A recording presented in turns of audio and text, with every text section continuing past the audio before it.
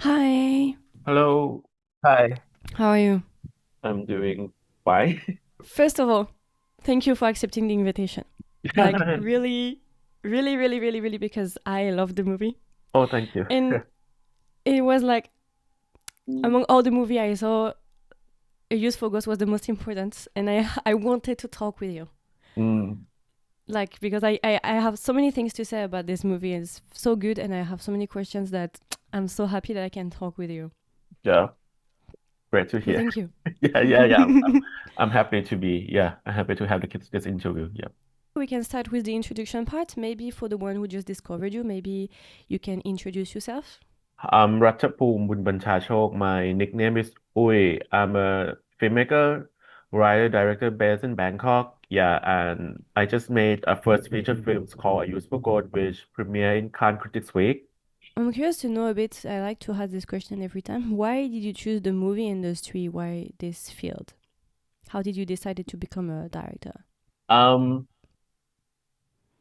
I think since the beginning, since when I was young, I have this like storyteller tendency. Mm-hmm. I always wanted to be a storyteller. When I was young, I wanted to be a game designer, but not like I was interested in like creating story for game, like Final Mm-hmm. Fantasy, something like that. I like story. Mm-hmm. And I remember that when I was young, when I finished a game, I would retell the whole story to my parents. So it's kind of the reverse situation that it's not parents telling story to their kids, but it means telling story Mm-hmm. what I just play in the game to my parents. And then I think I in my school, I think in my high school something I wanted to be a novelist, a writer. And by that time, right, I feel like a writer need to be knowledgeable, so they need to read a lot. So I started reading a lot of books in my high school year, like one book per day. If it's a thick, long book, it would take 2 or 3 days to finish. And also, I think like, it's kind of self-learning to be a writer that you need to know like how other people write and how what kind of story that deserve to be told or something like that. And then I kind of like I don't know why, but I kind of expanded into film as well. So apart from like reading books, I also watching films to know about storytelling. And I realized that watching a film is like take you less time than reading a book. Like watching a film, it could be like Mm-hmm. just 2 hours and then you finish one film.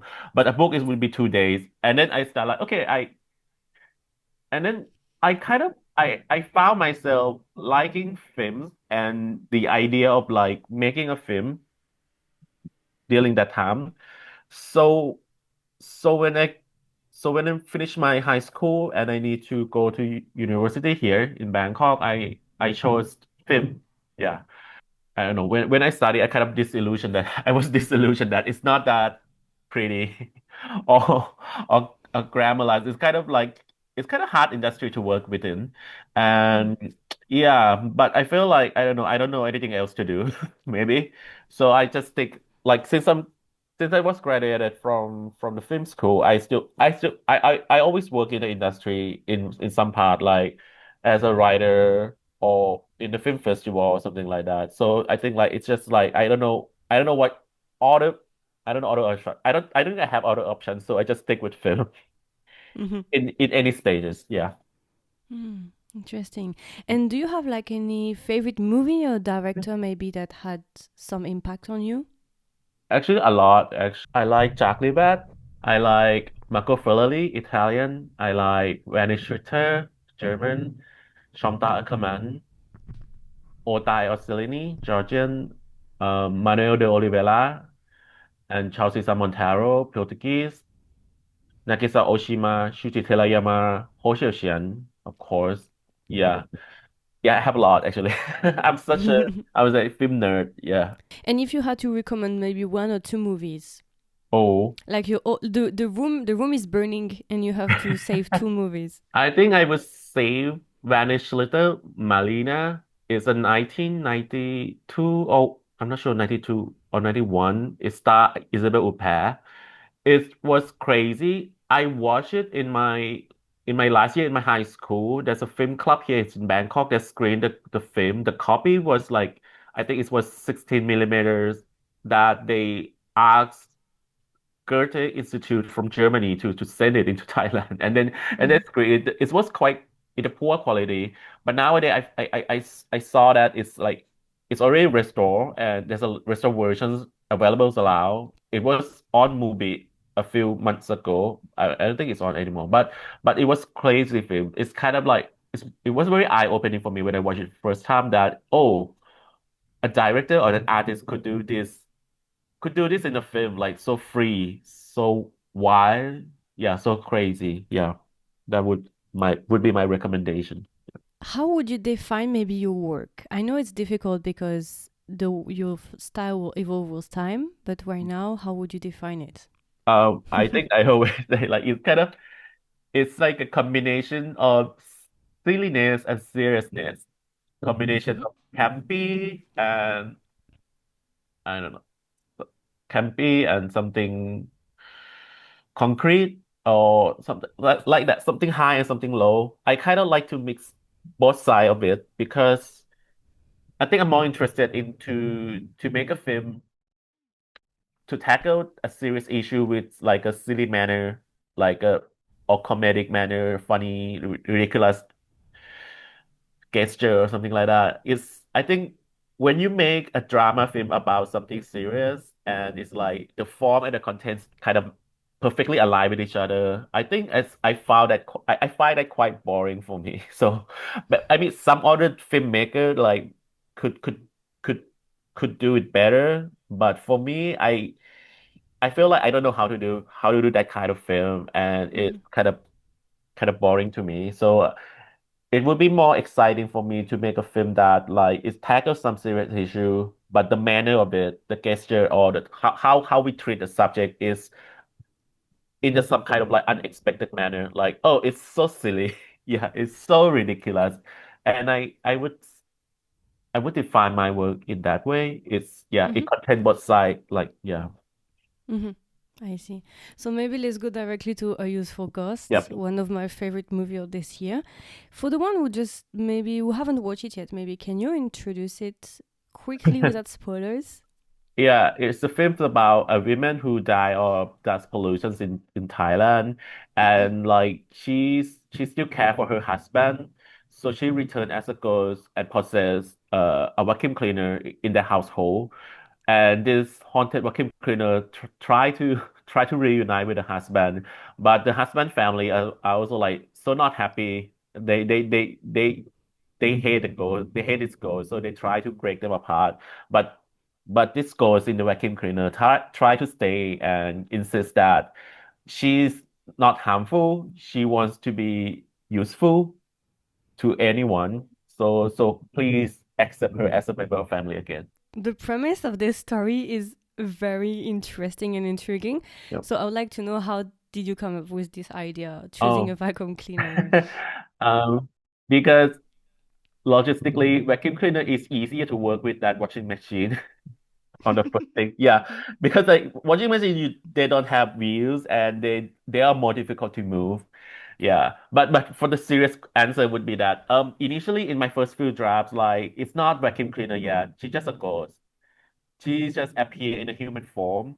But when I pitch this or talk about this to my friends or some grant committee, they always ask me that if she's a ghost in a human form, how would she look different from other ghosts in other films?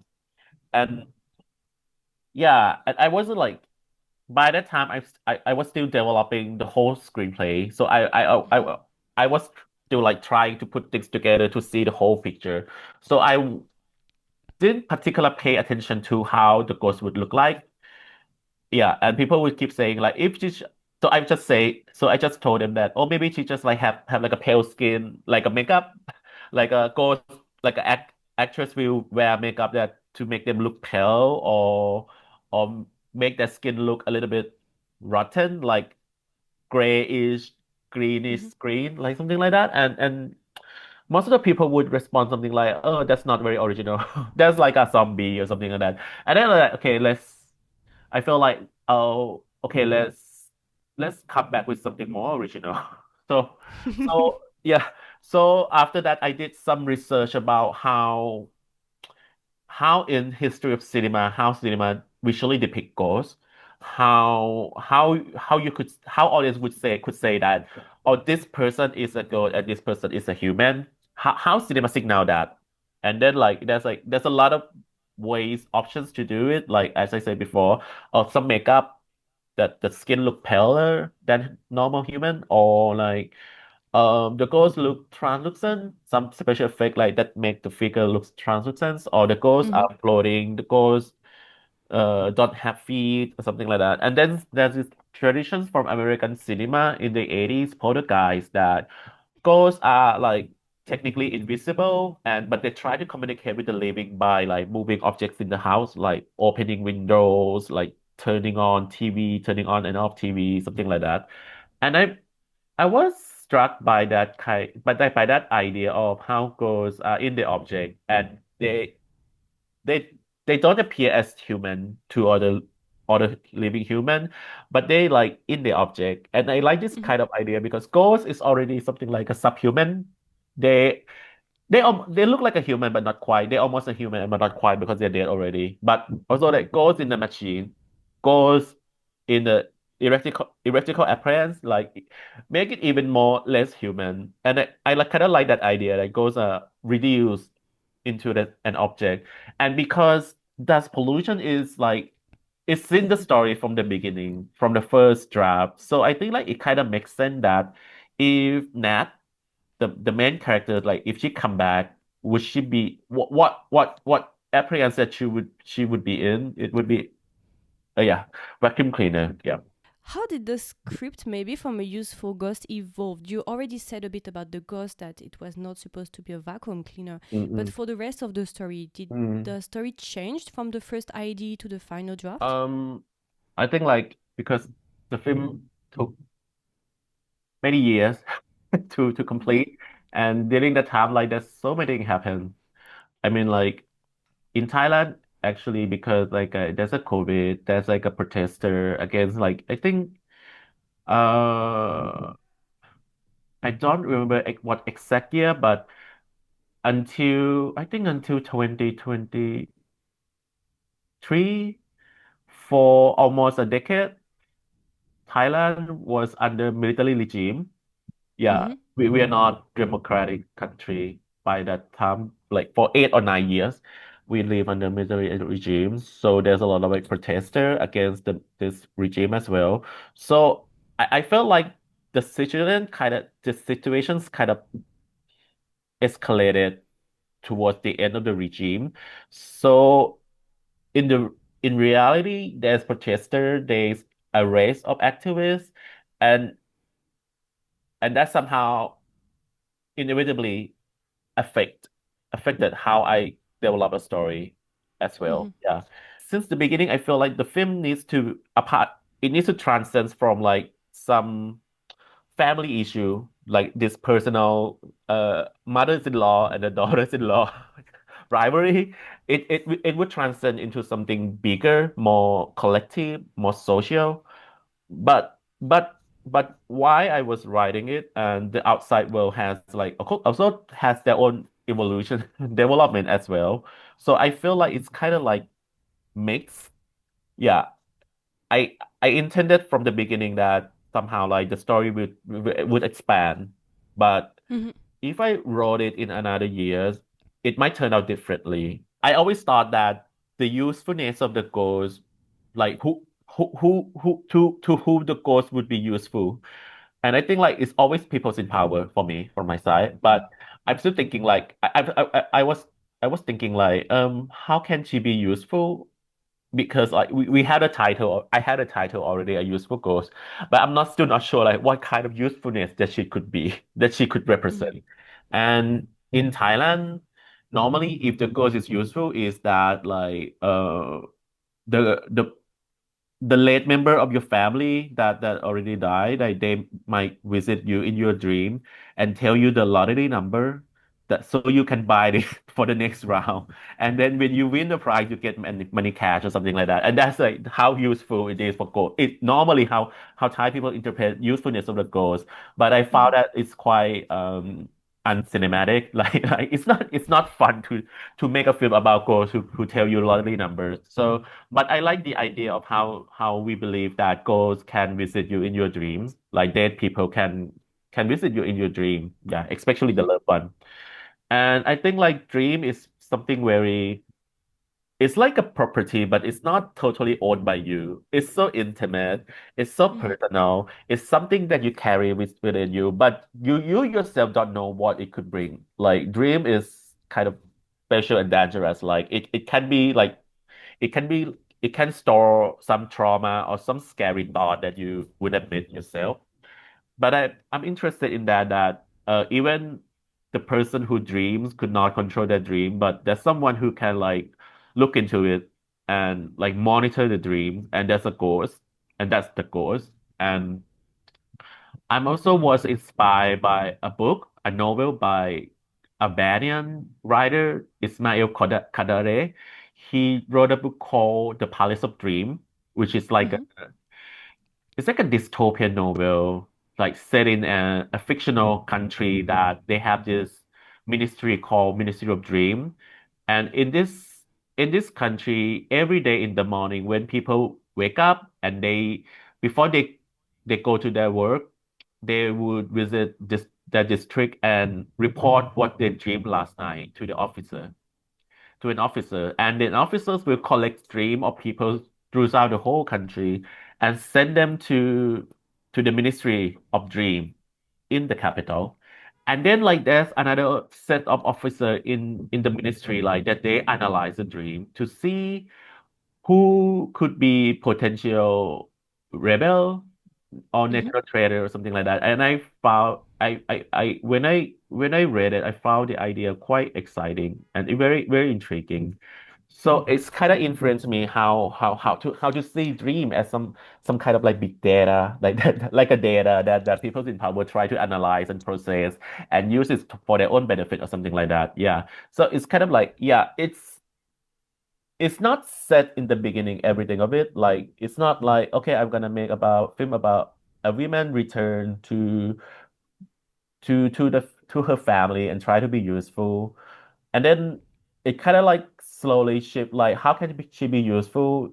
In the first film that it's just like she tried to scare people off from the family's property. Like something like, oh, the family own a large garden or orchard, and some people like, and there's some homeless who try who sleep in the orchard, and the ghost like, and she returned to just to scare them away. And that's like one of the first few ideas that I had, but it's like it's kind of like gradually evolved into something more complex and Mm-hmm. maybe more culturally specific, I think, and also like kind of relevant to what I what I what I was what I had been through when I was writing it. Yeah. So, how much time did it take Oh, gradually from the first idea? I think it's a long time because as I long. see the movie, Mm. it seems very, how to say, there's so many layers, so many things inside. It seems like a lot of work. Yeah. I first had this idea like for this film in 2017, and we started shooting in 2023. So it's Mm. like from the first 6 day years. to the shooting year. Yeah, it's like a 6 year. So yeah, so there's a lot of time to yeah to think to fill in ideas. Yeah, That's a long time for a movie. yeah, But yeah. actually, you can sense it when you watch the movie. You know that it cannot be a movie written in a year. You see Uh-huh. that it's a movie that went through a lot of different stages and everything because there's so many layers. As I said, it cannot be just 1 year and that's it. Yeah, yeah. You can Um, feel the hard work that you put. I can feel it. Thank you. I can see the 6 years. Yeah, I hope next one would take less time. I hope so. Maybe three this time. Yeah, yeah, two, something like that. Yeah, But 6 is too I long. Yeah. guess it Mm. was not easy also for you 6 years. Maybe a lot of doubt about this story. Maybe did you think about giving up about it at one point? Yeah.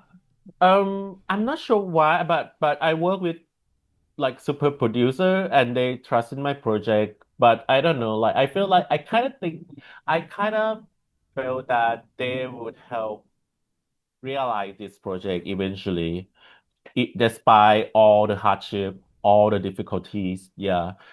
But I think like when people ask me like what is the most difficult stage of making this, I think financing. I think for writing to finance is because like you work with nothing.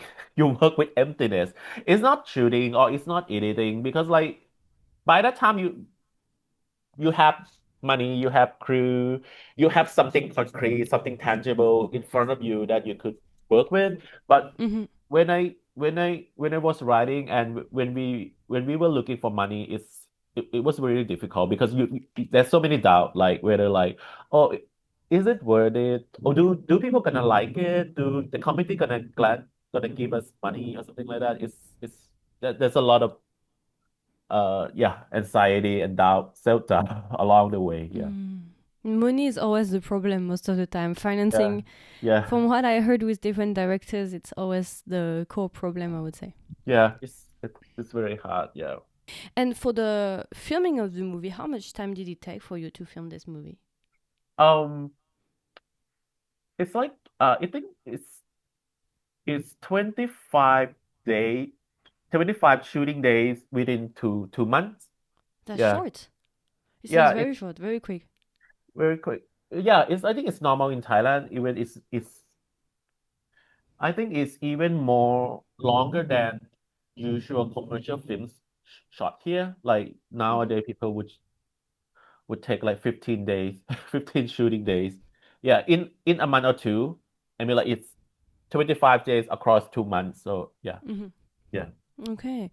And for the casting, maybe, how did you choose the different actors? How did it went for you? Was it Uh, easy or did it take a long time to find the people? it also take a long time, but it depends on like the roles.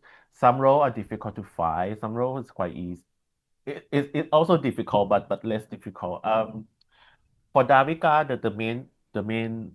the main character, Nat, Hmm. actually like I think it's like a happy coincidence because I didn't have any picture of any actors for this role before, but then like my producer Tongdi Soro Sukum, like he also produced another Netflix series called 69, directed Hmm. by Pet Eng Ratanaryong, like and Davika was the main cast of that series, and then like and they met on the set, and she said like she hadn't been in films like for almost 10 years, like because I think that she's kind of like very selective about film, and so she didn't yeah, she didn't accept many roles, and then like so she talked to my producer like if you have anything interesting or any interesting project like you could just let me know, and my producer would say like oh what about being a vacuum cleaner, and she said like, oh that's interesting, like oh that's really interesting.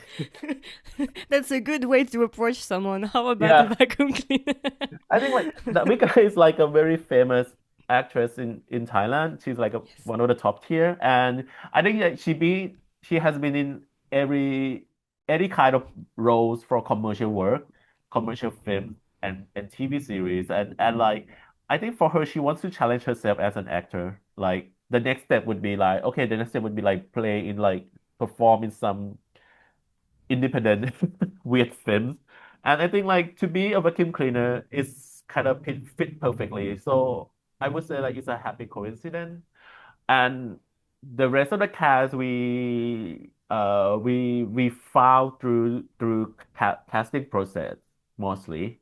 Yeah, even March we did some casting with actors and Academic Ladyboy and Clong also through casting. And these two are quite difficult as well because like we did I don't know. I'm not sure how many, maybe almost 10 per each role that I watched the actors who cast for the role. And the mother Suman was also difficult because I felt because in Thailand industry in Thailand we don't quite how to say we don't keep make major actors. You know what I mean? Like if you old, if you reach certain Mm. age, like you get less job, and because of that, it's like the choice would be quite limited. Yeah, Mm-hmm. in a way, yeah, quite limited.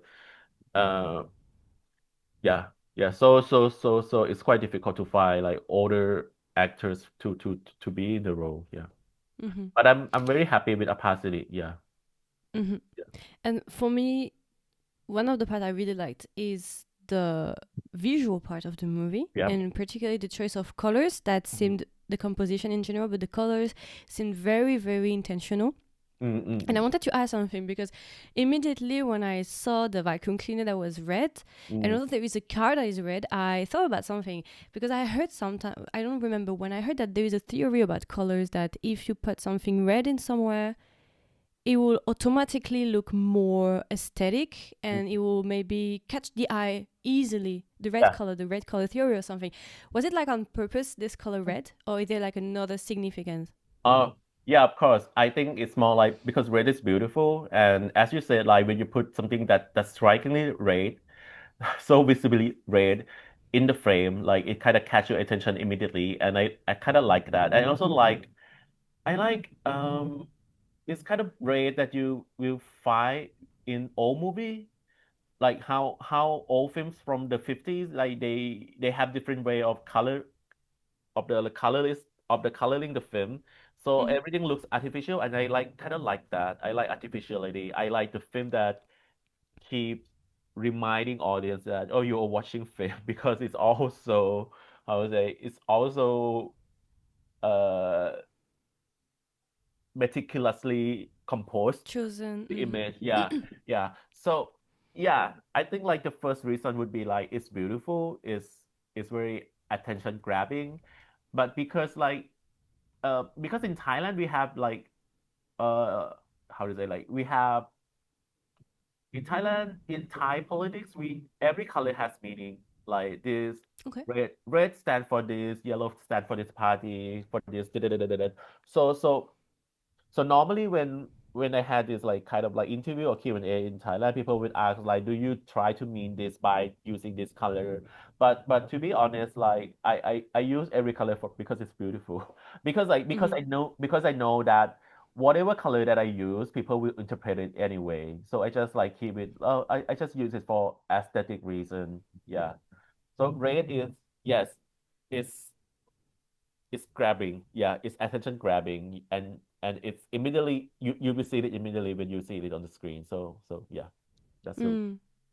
I also thought about there is a scene I really like that visually it's very eye pleasing. I like the scene it's in the couch and there is like they are wearing I think it was purple or pink purple I don't remember and a green if I remember yeah. correctly.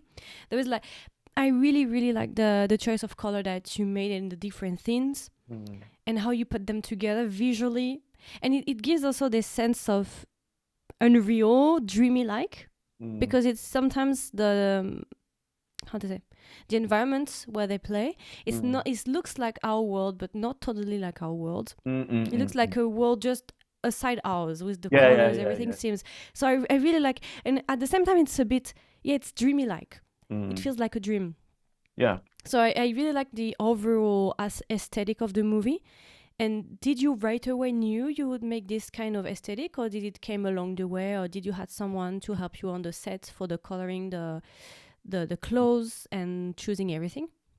Um, we had we had like production designer that he kind of helped me realize my vision, and I'm not sure if I had this that I knew when I was writing that I want a film to look this way, or I just had this idea when we were preparing. But when during the pre-production, I had like I wrote an essay about the world building of the film, and I sent it to my head of department like to read and discuss with them like how we gonna make it happen or possible.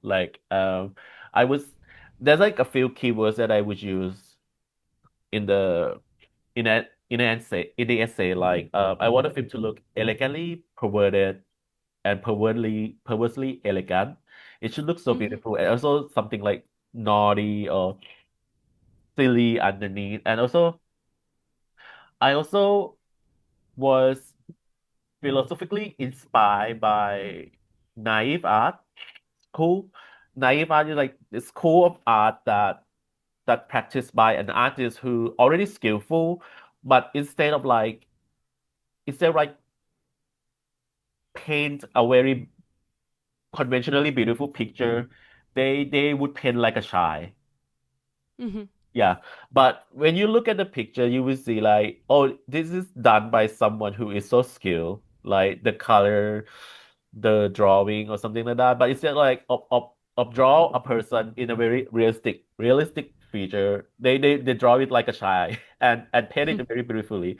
And I like that idea of that naive art, like you make it you make the whole thing look kind of silly but skillfully at the same time. Like, yeah, you look it's like the picture or the film is made by someone who knows how to do it, but they intentionally make it like a childlike, not too, I would say like not too serious, not too formal or something like that.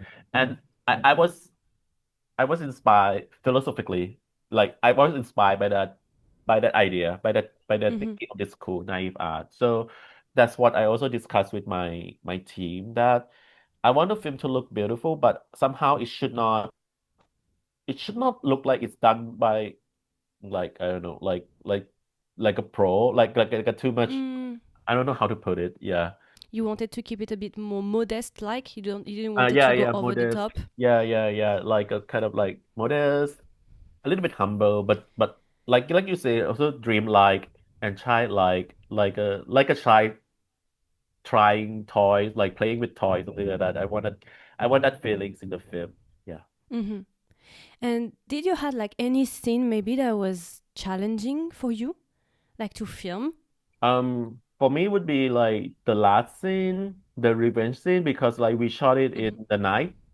It's a Yeah. night, it's a night shooting day, so we started at 6 in the evening, and is it was finished like almost 7 in the morning. If it was like a day shooting, it would be easier for me. But because like after midnight, I started to like not function anymore by that time. Yeah. You told about the scene during the night, and for the editing part, did you have like any scene that was very difficult that maybe challenged during the post production? Initially, I thought like the film could go without music. Mm-hmm. Like it could be like completely silent film. Like yeah, and when I work with my editor, the first draft, and it's like, oh my God, it's so difficult to watch. It's so suffocating without music. So we change that and we add some music. But I think like music is also like quite difficult to how to say to precisely what kind of music that we would use, and we try a lot, like what kind of song, what kind of yeah, and a lot of stuff, and then we try like I don't know, like finding music from film that I like, and I tried it on this during the during the editing, like to see like how would we get the mood right for the film. So I think like when we were working on music, we were quite struggling a little bit. I think music is very important because like it set the mood of the film. It set the mood and tone a lot, and it's kind of show. It's very important part of like how audience would perceive the film. Mm-hmm. Like, is it joyful? Is it like something like that? And I think like in the film it's like it's kind of mix of like old music. I like a classical and like like a piano, no, not piano, like film that you normally hear in silent film Mm-hmm. like that. I kind of like that quality, Mm-hmm. that also like a dream-like quality of that. Yeah, so yeah, so that's I think like that's one of the difficult aspect of it.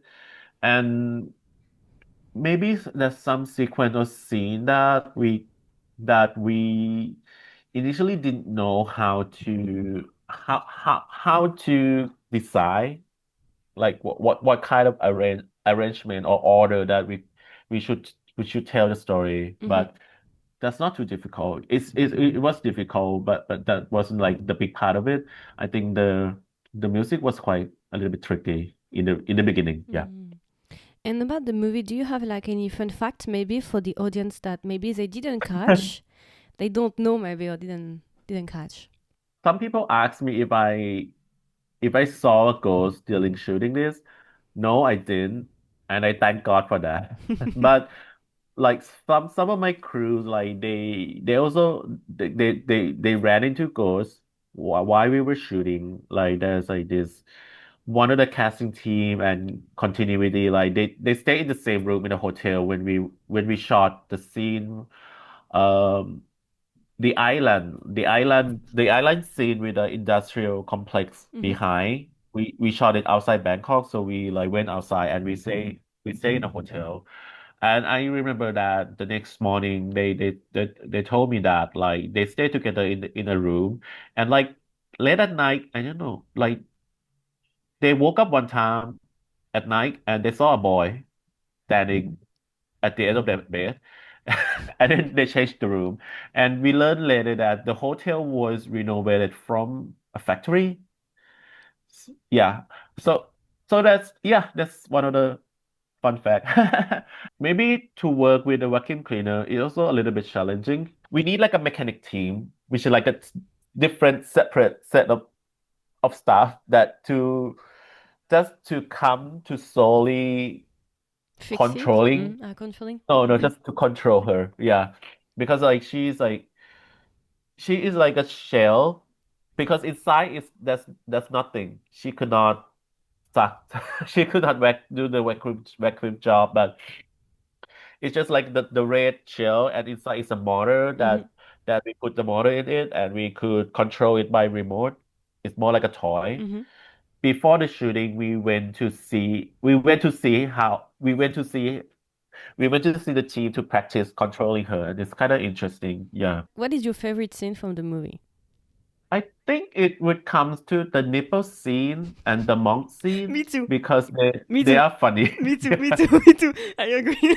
This one, I just screamed so hard in my room. It was so funny. This one, I agree. Yeah. This one is genius. Yeah, because I remember like when we were shooting, it's like a very crazy scene that I couldn't imagine. I couldn't see other filmmaker, at least in Thailand, would make a film with this kind of scene. So I was very happy on the set because like it's like, oh, I just make my dream come true. Like I had to see this kind of silliness like realized on screen, like the nipple and the monk. The monk is like I think the monk scene is very funny if you Thai or if you understand Thai because like I remember like the first take that we did, we didn't use that one, but everyone like crack up like on the set like the camera team, the light team, like they didn't read the screenplay, so they didn't know what's gonna come. So they were shocked to see the monk like scream like that. So everyone like was laughing heavily after the take. Even Davika, like she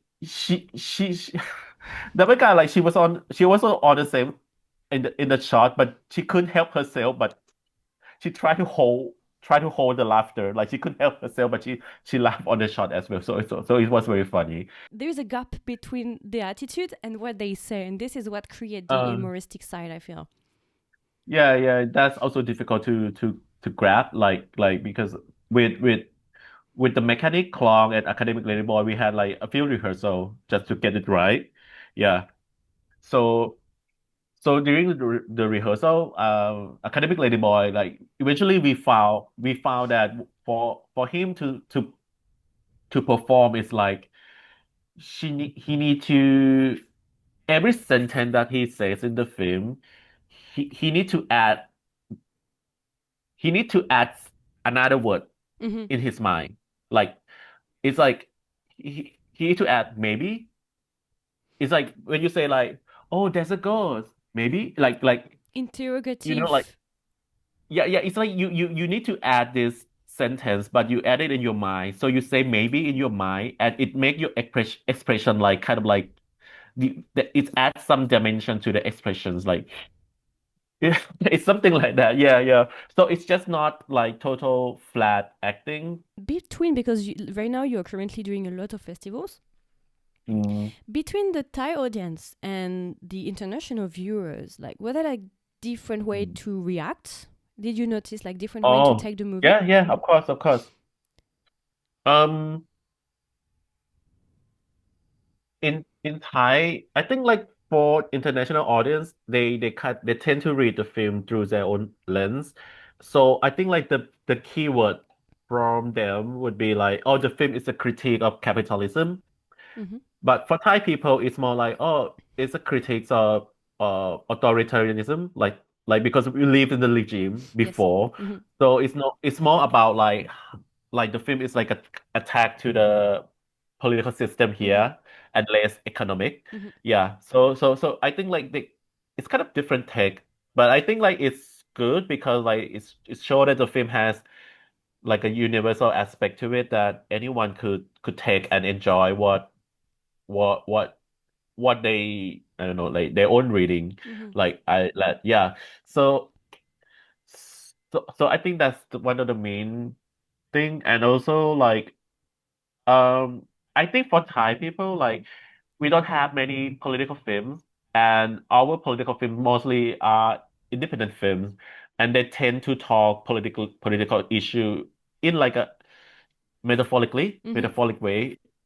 allegorically allegoric way. So it's kind of indirect. And this it is in this film, even though it's also the metaphor, but I would say it's quite direct for Thai film, Yeah. for Thai The cinema. second part is more direct, Yeah, I would it's say. kind of more direct than other films before, and like it's quite blunt. Some people will criticize it for being too blunt, but I felt that bluntness is kind of luxury in Thai cinema to talk about politics so directly. So I think Thai audience are quite, I think like some of them would say like they are shocked and surprised in a good way when the film moved into the latter half because like they didn't expect to see that at all. To see political issue to be talked so explicitly on screen. But it depends also. Some audience, some Thai audience would like, oh, it's too much. I don't want to watch political stuff. So something like that. So I think like yeah, but I think it's normal that people have different opinions, but but it's kind of like how to say it's kind of make me happy to read comments that they like how the film talks about the political issues in the country. Yeah, because like I remember reading someone who think like it's gonna be only about human and ghost relationship, and it was quite surprising that it's actually about something else as well. Mm-hmm. Yeah, and I kind of intended to be that way. I like the idea of the audience don't know where the direction it leads to. Mm-hmm. And like one of my friends, like he was the one who edited the trailer. He said like the first time he watched it, he's like the film's like it's like a piece of cloth in the beginning that folded multiple times, and each time that it's unfolded, it's it keeps changing the big picture. Mm-hmm. Yes. When you unfold it, all you thought like the next half would be something else, but it's turned out to be something else. And then when it keeps unfolding, it's like, oh, it's completely different from what he thought it would lead Mm-hmm. to. First, we start with a ghost story, and then it unfolds into actually leading this ghost story to something more deeper and more um, into the society. And I think it's a good thing Yeah, because this way we can learn more about what happened in Thailand. Because for most of the international audience, maybe we didn't know. I didn't know about that, and this yeah, unfolds yeah. toward the end, and it explains a lot of things with from the beginning, also with the ghost and the doctor, not the doctor, Yeah, yeah, the yeah. doctor. So everything is linked together. So for me, the capitalism side, I didn't really see it, but I could see the historical aspect of Thailand, and I really like it because I think Mhm. it opens also a bit more about Thai cultures, what happened, and I think it might also put a bit of light about Thai cultures and what happened. So I really like this aspect too. The film is not perfect. I think some audience like criticize about the shift, and some audience like praise it. Like, I'm not sure like whether I did it well enough or not. Like if I blend it smoothly enough or it's too jarring. But I feel like a bit jarring is okay. You need to be shocked. And I remember like I read someone on the internet in the Thai cinema that when the couple Nat and Marge first visited Dr. Paul's house Mm-hmm. and when when the film first mentioned about 2010 massacre, Yeah. some audience just left. Oh, okay. Oh yeah, some Thai audience just left. It's kind of an issue as well. Mm-hmm. So I was like, I thought like, so I think the film suddenly get divisive. It kind of divide audiences, and I at first I was ambivalent about it, but then like my I talked to my cast who one love who played Klong, and he liked it really much that the film is divisive. Like if you like if you like political issue in the film or not, something like that. And it's I think it's supposed to be that way in a way. It should not please everyone in a way. I think it would be like very reductive to say that it's a political movie only because it's not the case. Yeah, There is so yeah, much more yeah. to that than just say it's political movie. That's I think what I said in the first question about that. I kind of blend everything like because I don't want to make like totally Yeah. purely political film. I want to mix a lot of stuff. Yeah, because like I don't know, like just to make a political film would be quite not interesting enough for me. Maybe the last question about this. Previously, you made several shorts, right? Yep, So now it's a feature film. yep. Did the transition, I can guess already a bit the answer, but what is the main difference for you in your way of working between the shorts, apart from the Oh, funding also that is challenging? Maybe what did you learn from this experience from transitioning from both?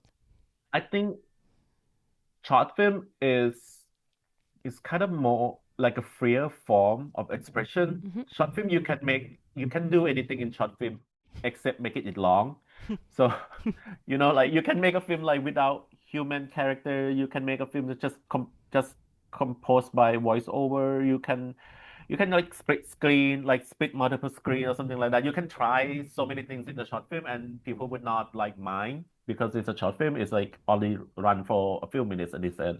But I think feature films like require a lot of convention that you need to follow, like just not just in script writing, but also like financing. I found it's quite challenging because you need to how to say like you need to make the reader, the committees understand your film. Mm-hmm. So somehow like if the way that you write the screenplay or proposal is too wacky, too unconventional, it would prevent you from getting the money, something like that. So somehow like there's invisible rules that you might need to conform a little bit. Mm-hmm. So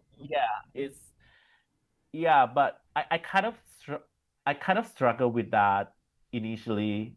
That I'm gonna make a normal film because I have to go through this process. But my producer said like, no, no, no, your film is not normal. Even when it's not normal eventually. But I felt like if I had just had my money and make the film without having to ask anyone money, it would look different for sure. Yeah. But I think like it might be but I kind of think like somehow because I go went through this process, it might be for the benefit of the film that is not totally just crazy, not too crazy, Mm-hmm. because I feel like craziness in the film needs to be measured against convention. Mm-hmm. So the film need to be a little bit normal. A bit So of when the structure crazy and part, yeah.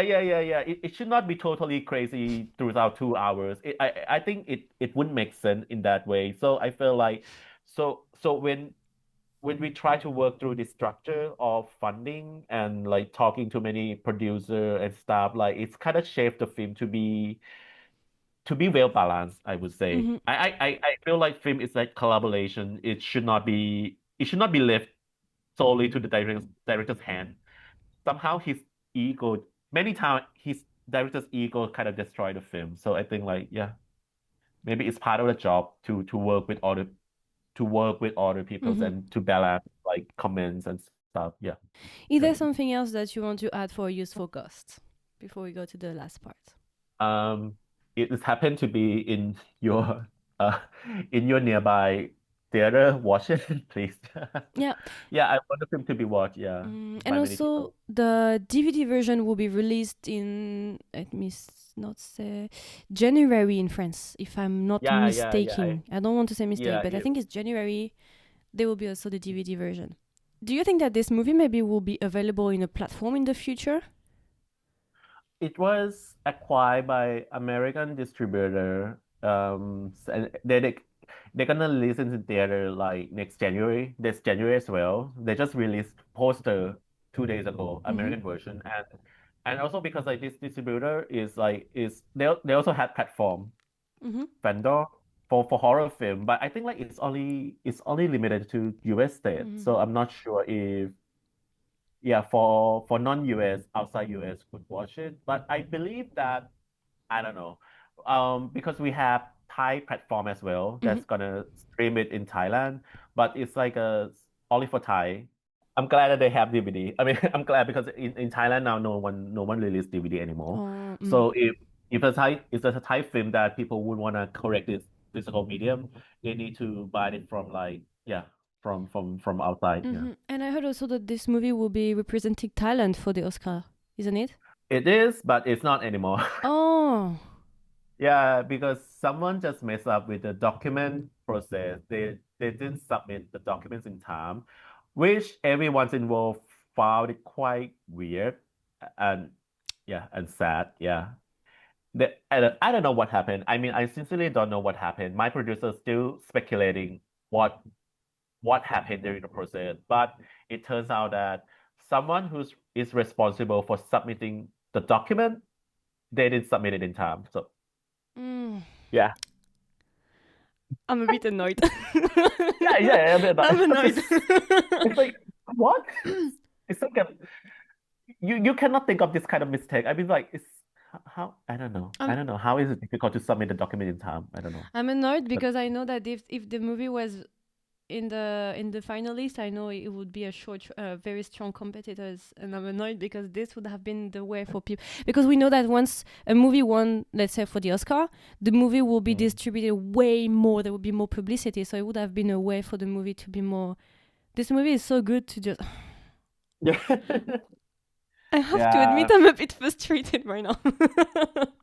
yeah. Me too. I was like, I knew it like in the mid-October about it. I was so frustrated, and also like when the new leak no no when it was public like the news was public in Thailand like people were angry as well like annoyed and angry why we never missed the deadline. I mean like previously like all Thai films submitted to Oscar like even they didn't make the shortlist but they never missed the deadline for this process, so I don't know.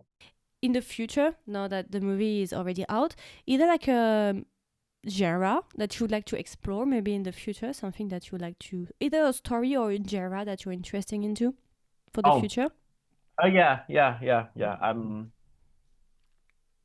I because I knew that making a film like takes so long, so I already has idea for the next three films I think that I wanted to make. Yeah, I'm interested in like thriller, Mm-hmm. maybe musical. Yeah, something like I still like to play with the convention, with the formula, with the genre. Yeah, so I'm not sure which one gonna be possible first. I'm also like I'm also right now currently writing an adventure film. Mm-hmm. Yeah, fantasy adventure. So I'm not sure, but I'm not sure like if we can find the money for that. It's a little bit expensive, but let's see. Yeah. Mm. So you want to try different genre. You're not limited to one Yeah, genre. yeah, yeah, yeah, yeah, yeah. I don't want to make a film about ghosts anymore. I don't know. At least for the next few films, like if I have a chance to make a more film, I feel like I don't want to make a ghost film for a while. I think Mm. like I have already done exploring the concept. Yeah, Yeah, 6 years. I think with this one. I think Yeah, yeah, you've with this explored a one. lot. I can understand you want something else. And Yeah, do you have like any goals for the future? Something that you would like to achieve? make a better films, I think. A better Yeah, one. This one is already good. yeah, This one is already I don't very good. know. to continue making film, to work as a director, Hmm. something like that. Yeah. And I don't know. Yeah, I just feel like if I could continue making films, it would be nice. Do you have like any artist or Thai director you would recommend, maybe for the one who are Oh, discovering the Thai culture?